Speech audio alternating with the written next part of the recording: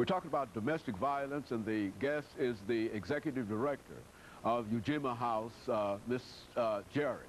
And of course, Miss Jarrett, let me pick up where we left off the last time and give you an opportunity to continue some of the reasons and some of the causes or the consequences of domestic violence as you see them from your position as the executive director of EJarrett House.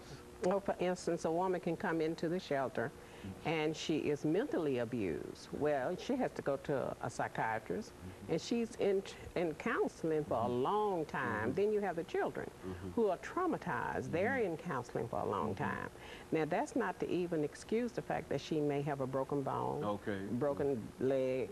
All of that has to be attended to, and then they have to be seen after. So the health care cost goes up. It really goes up. And you see a lot of these broken bones and broken legs and et cetera. Yes, yes. So you find that there's an increase in the number of folks that are coming to you? How do people generally come to you?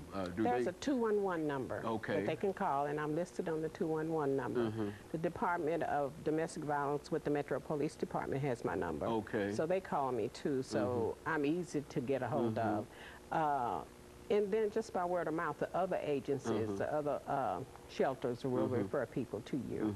Now, what would be a situation, could you sort of give me a rundown of situations that you might have of individuals who will come into you and how they came and some of the things that you were able to do for them? Well, number one, if a young lady calls, and if she's in danger, then I will go and pick her up from wherever she is.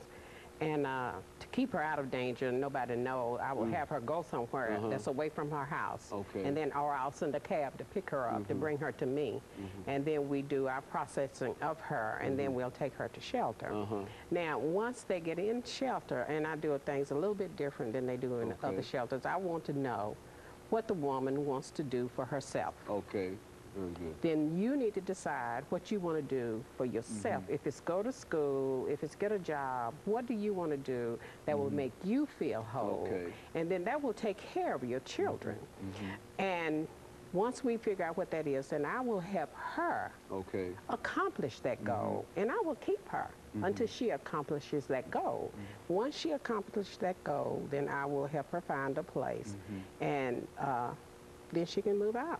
Well, this seems to be a lot of sort of hands-on kind of personal kind of things that should keep you. Well, how many people are you able to counsel at EJarrett House? Do you have a set number? My shelter is very small, very small. In fact, I'm thinking about starting a building campaign because it's only 800 square feet. So it's the smallest shelter in the city. Which means when you say, I don't have one family. You're one family? If I have a family with teenagers, that's it. If I have a single woman, I can take another single woman with 2 kids. That's it. And that's the extent of well, that you do believe that since you've been involved in what you're doing, that there's a tremendous need for more space. Yes. I turn down 5 to 6 people every day. Every day. And these are people in a real sense who are not being served unless they go to some of these other areas, and they're full. They're full. Yes. So it's a lot of folks. We're always looking for more space. There's a lot of folks in Nashville. So do you believe that domestic violence is a real problem in Nashville? It's a big problem in Nashville. And I don't think really everybody knows how big it is. Well, let's talk about how big it is. I mean, now you have 3 shelters here. And out of the 3 shelters, right now, today, all of us are probably full.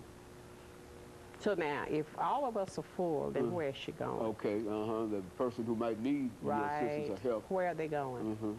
So Nashville, as large as it is, needs not only more than 3 shelters, but they need to have larger shelters. Now, if I was a little larger, because see, my funds are nil. If I was a little larger shelter, then I could help eliminate a lot of that backlog. But since I'm so small, I can't.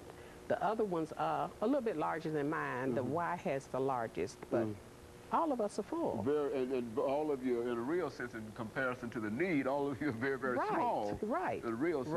Well, absolutely. Do you think that there's a consciousness in reference to the leadership in Nashville that will not allow for the development for the funding of these kinds of organizations or these shelters, or what? I don't think if the leadership is not allowing it, I don't think they really know that there is a need. Well, that, I think that's what it is. I think it's lack of education of the need. Because a lot of people, domestic violence is just like AIDS when you talk to people about it. Okay, all right. They don't want to get involved. It's just that simple. And which means that a lot of folks are not served. But as long as you, and I think you've already connected it to health and all of those other costs, and et cetera, and as long as corporations should be the first one to get online because they're losing employee time.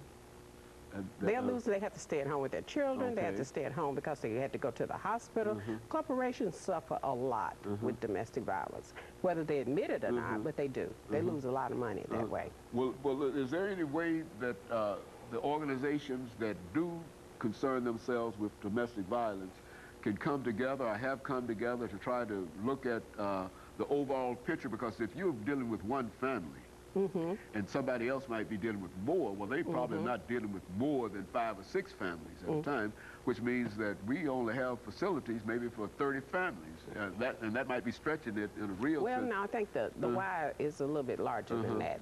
I think they can house about 70 people. About 70 and they're people. The largest, yes. 70 people, but then of course when you break those people down into families, you really got a very, very... Well... But, and I might be wrong. Those numbers, they don't ever tell you how many it is. I may have the wrong numbers, but I don't know. Apparent that there's a need. There is a need, yes. And your purpose here today is to try to at least dramatize the need that you have as well as others have, and perhaps get some kind of support. What would you say to folks that would indicate that you need some additional help? I need some money. Need some money? Is that money would... Money does not solve every problem, but money would start my problems eradicated. Okay, very good. Yes. Which is to say that you would need money to build, expand your... That's right. And number one is to get staff, because I'm the only one there. You're the only person there. Well, now, really, we... over the last 25 or 30 seconds that we have before the end of this second segment, we really don't have much considering our population and our size and et cetera, and considering the problem that this might cause. We really don't have anything dealing with domestic violence in a real sense. Is that what we're saying? That's what I'm saying. That's general? Okay, and of course we'll expand upon that after this final commercial break, and we'll be back with our audience following this very short commercial break.